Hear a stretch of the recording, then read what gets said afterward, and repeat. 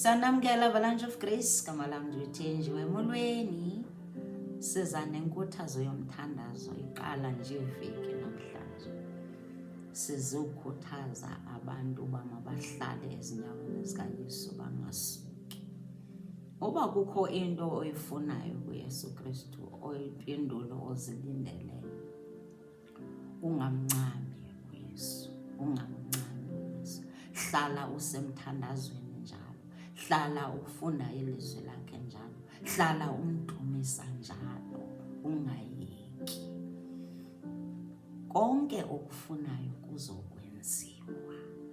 Itsho incwadi kaMatiyu namhlanje 18, Matthew 18 verse 19. Ithi kanjalo ndithi kuni ukuba ababini kuni bathe bavumelana emhlabeni apha ngento zonke abazicelayo, bozenzelwa, uzakwenzelwa. Ngubani? Ngubawo osemazulwini. Into ethetha ntoni leyo kum nawe? Ithi xa sifuna izinto zethu zilunge, masibe nesivumelwano.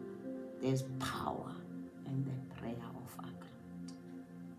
Masibe nesivumelwano emakhaya apho, masibe nesivumelwano nabantwana bethu, masibe nesivumelwano ne-relatives zenu, big families, makubekho ukuvumelana. Siyicele into kuYehova, siyicele into kuYesu Kristu. In fact, kuYesu Kristu the Son owasifela. Isithembiso esisethi izakwenzeka, izakwenziwa. Into efunekayo ke kwi-agreement kufuneka kubekho i-unity, umanyano. Kubekho ntoni? Kubekho ne-peace and harmony. Kubekho imvisiswano, kubanjanwe, kubekho imvisiswano, kubekho i-agreement yengoku. Uvumela abantwana, ucela abantwana ukuthi nantoni oyifunayo, masibe ne-agreement, yinixelele into oyifunayo. Ube specific, uyitsho into oyifunayo kum. Sizi-parents, masime abantwana bethu. Xa bengasebenzi, masime nabo, sicele, sibe ne-agreement nabo. Ngoba isithembiso, powerful promise, ethi ziza kwenziwa, it shall be done by our heavenly Father. Into efunekayo ukuthi thina masihlale emthandazweni. Kufuneka sibe nokholo. I-unity ne-peace ne-harmony ifuna kubekho ntoni? Kubekho ukholo, ngoba sicela according to God's will. Semkhumbule u-1 John 5 verse 14 to 15. Ngosithi xa sicela izinto sifuneka sazi uba uyasiva. Xa ke verse 15 futhi atsho athi xa sisazi ke ukuthi uyasiva, yonke into esicela iza kwenziwa. Masihlale sisomelele njalo sibe sithini. Don't give up now. Alikho ixesha lokuthi nje naye andisathandazi ngoku andisayazi nento mandiyithandaze, sezizininzi izinto. Ungayeki ukuthandaza. Ungayeki ukuthandaza.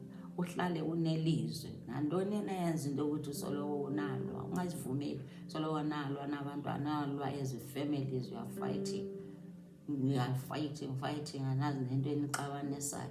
Nazi ukuthi njena you come against those household wickedness from pit of hell. Nelizwi to answer back, to fight back.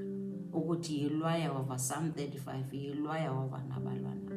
Soloko nalwa ngoba ngoku if niyavana nimanyene nenemvisiswano necela nantoni na uThixo uzawusenzela. Ilitsho ilizwe lakhe. Kodwa xa kuliwa akukhondesa ulunga. Nomtyholi uyayazi lo.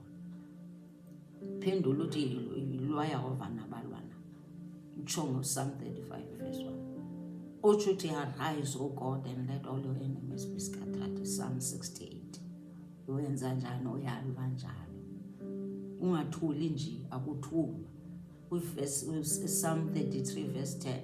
Esho ithi njena whatever plan it will come to naught. You must stand firm. Xesha elikhoyo ngoku zizi last days, ngoku i-Antichrist ngoku izazithatha ngoku isixokisela ithi there's no God. We must trust the word of God. Sime ngalo. ezaa verses ezithi ukhangele nawe ezinye ngalo lonke ixesha utsho nje naYehova ilwa nabalwa nabo. Nethi kubekho i-commotion loko njena kukho ama-disagreements, kukho i-rebellious spirits abantwana, no, ungazivumeli. Mabe kwizitudies zabo have i-agreement ukuthi umntanam uzawuphumelela kulo nyaka, uzawuphumelela mntanam, nali ilizwi, khipha ilizwi. Uthi uYesu utshilo wathi xa sine-agreement konke kuzawukwenzeka, uzosiphendula. Mntanam kulo nyaka njengoba ukade ungasebenzi nje, sine-agreement uzawufumana umsebenzi nawe nime nawe, big families ezelwayo, umanyano lubekho, noma kubekho umanyano ukuthi uzasenzele simthembile. Akuzela kalali umgcine kaSirayeli, akuzela kalali ngahlangahle izulu mavula kuvaliwe. Simbonge mbonge Yehova, asimbonge uYehova, simphakamisele phezulu noba kunzima kanjani. Sithi asuzusuka, asizubuyela emva ngoku khona ingonyama ezulu. Oh, haleluya, haleluya. Khuthazeka apho ekhaya, khuthazeka, usoloko unejoy. Ungavumi ukuthi iingxaki, difficult times zithatha ijoy yakho, zithatha ukholo lwakho. Ithi zizawukwenzeka, it shall be done. Utshilo Matthew, quote scriptures.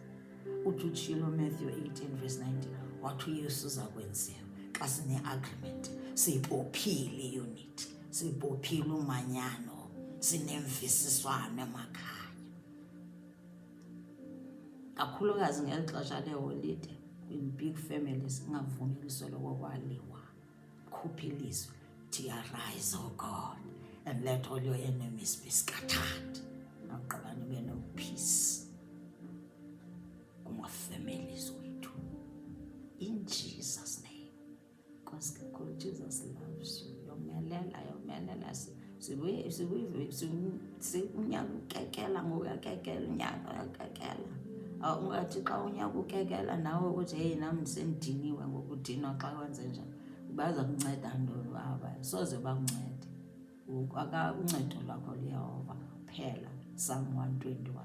Ncipha uphakamisela ezintabeni, phakamisela amehlo akho ezintabeni.